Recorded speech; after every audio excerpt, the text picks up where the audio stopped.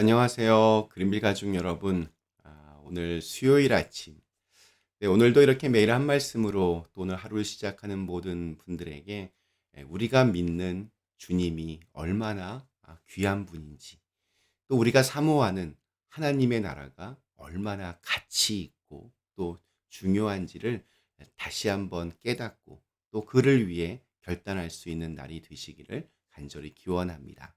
자, 오늘 저희는 마태복음 13장 44절에서 46절의 말씀으로 함께 오늘 이 아침을 시작하도록 하겠습니다. 우리가 원래는 36절에서 43절의 말씀을 해야 되지만 우리 지난 금요일에 나누었던 말씀을 예수님께서 해설해 주신 것이 이 36절에서 43절의 말씀이기 때문에 지난 그 금요일의 말씀으로 그렇게 생각하고 오늘은 44절에서 46절의 말씀으로 함께 이 아침을 시작하도록 하겠습니다. 마태복음 13장 44절에서 46절의 말씀. 천국은 마치 밭에 감추인 보화와 같으니 사람이 이를 발견한 후 숨겨놓고 기뻐하며 돌아가서 자기의 소유를 다 팔아 그 밭을 사느니라. 또 천국은 마치 좋은 진주를 구하는 장사와 같으니 극히 값진 진주 하나를 발견하매 가서 자기의 소유를 다 팔아 그 진주를 사느니라. 아멘. 네, 우리 예수님의 천국에 대한 비유가 계속되고 있습니다. 오늘 읽은 말씀에서 예수님은 천국은 마치 밭에 감추어진 보물과 같다라고 말씀하십니다. 당시 이스라엘 사람들은 귀중한 보물이 있으면 땅에 묻어 놓았습니다. 지금처럼 뭐 이렇게 은행이나 안전한 금고가 있지 않았기 때문입니다. 특별히 이스라엘은 전쟁이 많아서 언제든 약탈받을 위험이 있었기 때문에 귀중한 보물은 땅 속에 묻어 놓곤 하였습니다.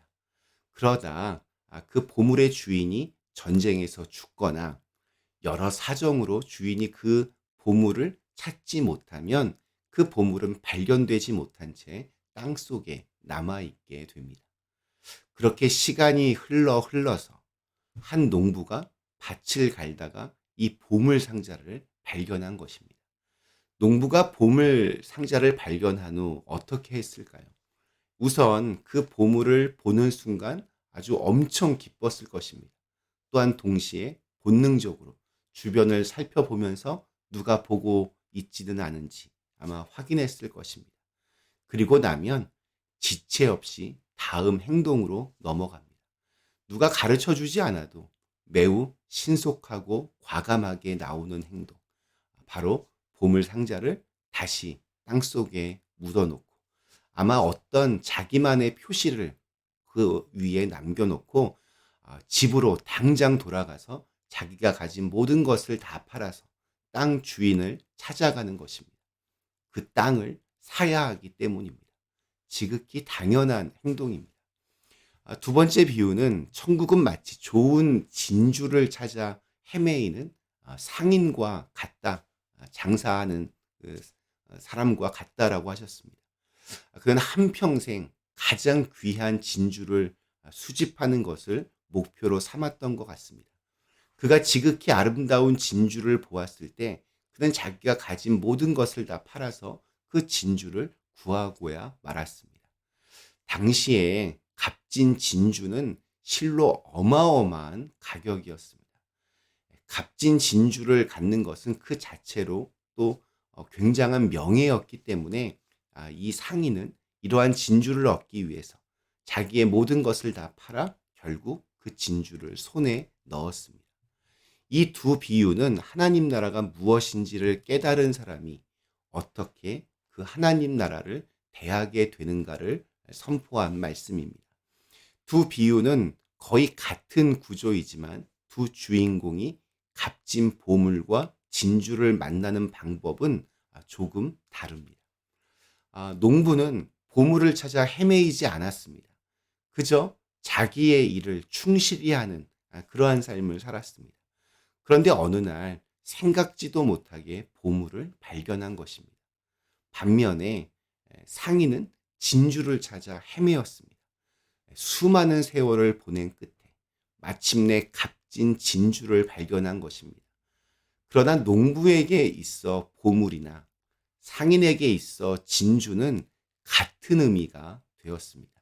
자신의 모든 것을 팔아 얻어내야 할 만큼 그만큼 가장 값진 것이었습니다. 예수님은 우리에게 말씀하십니다.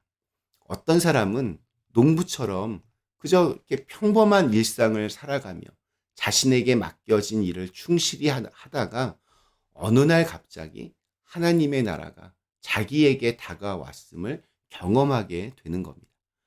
또 어떤 사람은 상인처럼 진리가 무엇인가, 어떻게 살아야 할 것인가, 가장 가치 있는 것은 무엇인가를 찾아 헤매인 끝에 하나님의 나라를 마침내 발견하게 됩니다.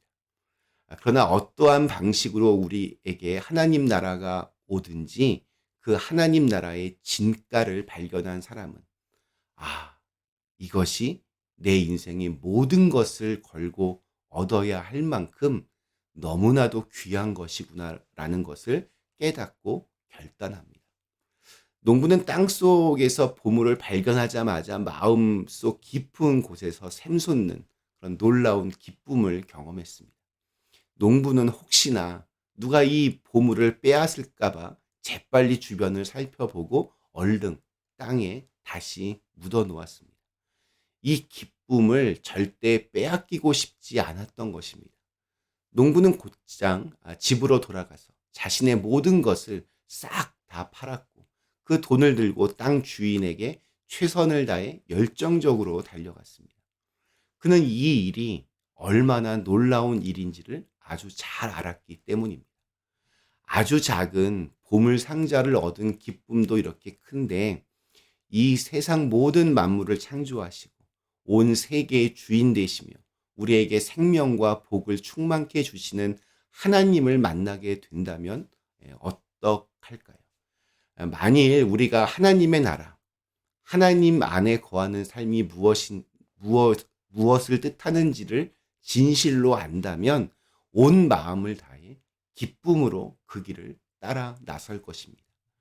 상인은 아마 부자였을 것입니다. 그런데 그는 그것으로 만족하지 않았습니다.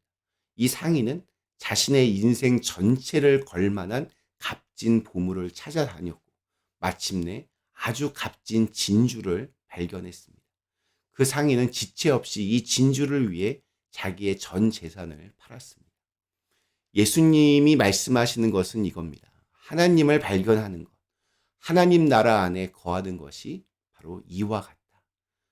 우리 모두는 인생의 의미를 찾아 나섭니다. 내 삶의 가치가 무엇인가를 찾아 나섭니다. 더 아름다운 인생이 무엇일까? 내 존재를 확인할 수 있는 것은 무엇일까? 한 번뿐인 우리의 인생을 어떻게 하면 정말 귀하게 사용할 수 있을까? 그런데 이러한 우리의 모든 질문을 해결해 주실 분이 계십니다. 바로 우리 주님이십니다. 그 주님께서 하나님 나라의 진짜 가치를 우리가 알기를 원하고 계십니다. 농부는 보물을 발견하자 자신의 모든 것을 다 팔았습니다. 상인 역시 진주를 발견하자 자신의 모든 것을 다 팔았습니다. 예수님은 우리를 발견하자 자신의 모든 것을 다 내주었습니다. 심지어 자신의 목숨까지도 내어주었습니다. 그리고 그 죽음을 통해 우리가 생명을 얻게 하셨습니다. 그 안에는 세상 그 무엇으로도 표현할 수 없는 지극히 큰 사랑이 있습니다. 우리가 발견해야 될 보물, 그것은 이 놀라운 사랑입니다. 이 사랑을 깨달은 사람은 그 사랑에 매여서 기꺼이 자신의 모든 것을 내어주는 사람이 될 것입니다. 하나님의 나라는 그렇게 확장되어 왔습니다. 오늘 말씀을 통해서 주님이 우리에게 요청하시는 것은 무엇일까요? 너희의 전 재산을 다 바쳐라. 너의 모든 것을 다 나에게 주어라. 이런 것일까요? 저는 아니라고 생각합니다.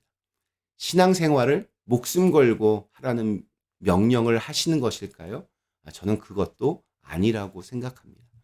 주님께서 우리에게 요청하시는 것은 너희가 발견한 보물, 너희가 찾은 그 진주가 얼마나 값진 것인지를 깨달으라는 것입니다. 우리에게 모든 것을 내어주신 주님의 그 사랑이 얼마나 귀한 것인지를 깨달으라는 것입니다. 우리의 심령이 변화되고 우리의 삶이 변화되는 것. 그것은 그 놀라운 사랑을 깨닫고 그 은혜에 반응할 때 이루어집니다. 우리가 하나님의 나라, 하나님의 다스림을 받아들이는 것은 그 하나님의 지극히 큰 사랑을 깨달을 때에 이루어집니다. 우리가 진실로 그 영광과 아름다움을 안다면 우리의 삶은 저절로 주님께 내어드려지게 될 것입니다. 오늘 우리에게 주신 하루, 귀하신 주님의 사랑을 깨닫고 그 충만한 사랑의 은혜를 누리고 또 나누실 수 있기를 간절히 기원합니다. 우리 잠시 함께 기도하시겠습니다. 우리 주님의 놀라운 사랑을 참으로 감사드립니다. 그 주님의 사랑을 깨닫고 또 그렇게까지 사랑하신 우리의 존재를 다시 한번 돌아보고 또 우리가 정말로 하나님의 나라에 들어갈 수 있는 그런 사람으로 살아갈 수 있는 오늘 하루가 되게 하여 주시옵소서. 예수님의 이름으로 간절히 기도드리옵나이다. 아멘.